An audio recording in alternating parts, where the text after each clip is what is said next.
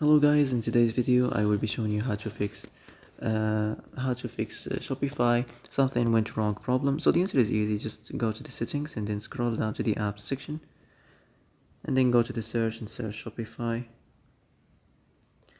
and then go to the storage, and here you will find this clear cache option. Click on it.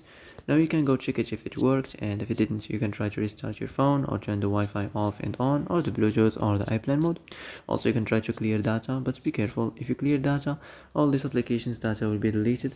This includes all files, the settings, the accounts, the databases, etc. So be careful if you want to clear your data.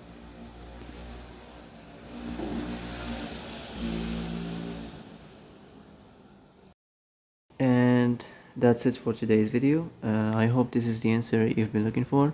If you like this video, don't forget to like and subscribe, and see you in the next video. Thanks for watching.